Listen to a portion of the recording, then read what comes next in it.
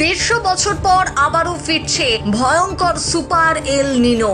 1877 সালে এই সুপার এল নিনো কেড়ে নিয়েছিল 5 কোটিরও বেশি মানুষের প্রাণ। আর এবার 2026-এ একই সাথে আঘাত হানতে পারে সুপার এল নিনো এবং গ্লোবাল ওয়ার্মিং। ভারতে কমতে পারে বৃষ্টিপাত, বাড়তে পারে খাদ্য সংকট, খরা এবং জল সংকট।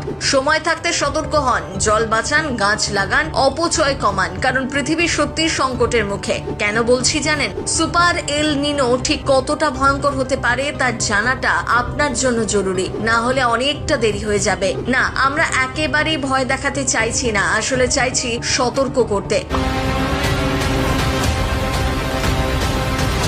1877 সাল মানব সভ্যতার ইতিহাসে অন্যতম ভয়াবহ জলবায়ু বিপর্যয়ের বছর। একটি শক্তিশালী সুপার এল নিনো বদলে দিয়েছিল বিশ্বের আবহাওয়া। ভারত, চীন, ব্রাজিল, আফ্রিকার বিস্তীর্ণ অঞ্চল জুড়ে দেখা দিয়েছিল দুর্ভিক্ষ, খরা এবং খাদ্য সংকট। ইতিহাসবিদদের মতে 1876 থেকে 78 সালের দুর্ভিক্ষে বিশ্বজুড়ে কয়েক কোটি মানুষের মৃত্যু হয়েছিল, যার সাথে শক্তিশালী এল নিনোর যোগ ছিল অত্যন্ত গুরুত্বপূর্ণ। এখন প্রশ্ন হচ্ছে, আবারও কি সেই বিপদ ফিরে আসছে?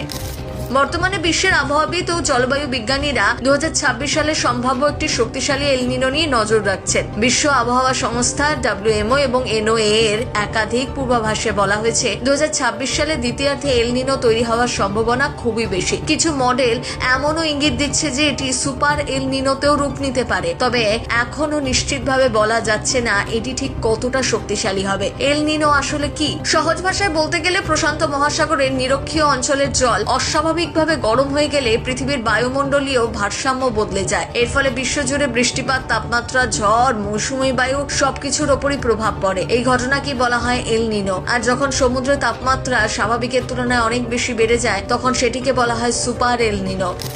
ভারতের জন্য কেন এটি উদ্বেগের জানেন? ভারতের কৃষি ও জলব্যবস্থা এখনো অনেকটাই নির্ভর করে মৌসুমী বৃষ্টির ওপর। এল নিনো সাধারণত ভারতীয় মৌসুমী বৃষ্টিকে দুর্বল করে দেয়, ফলে দেখা দিতে পারে কম বৃষ্টিপাত, দীর্ঘ খরা, জল উৎপাদন কমে যাওয়া, খাদ্যের দাম বৃদ্ধি, তীব্র তাপপ্রবাহ। বিশেষজ্ঞরা বলছেন, যদি শক্তিশালী এল নিনোর সাথে বর্তমান গ্লোবাল ওয়ার্মিং একসাথে কাজ করে, তাহলে 2026 ও 27 হতে পারে অত্যন্ত উষ্ণ বছর।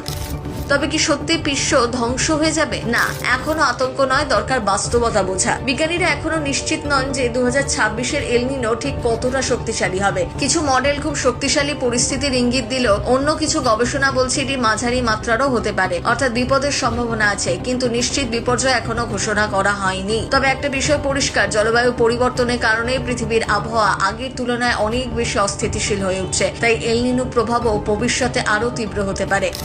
আমাদের কি করা উচিত? এই পরিস্থিতিতে সব থেকে গুরুত্বপূর্ণ হলো প্রস্তুতি। জল অপচয় কমানো, বৃষ্টির জল সংরক্ষণ, বেশি বেশি গাছ লাগানো, বিদ্যুৎ ও জ্বালানি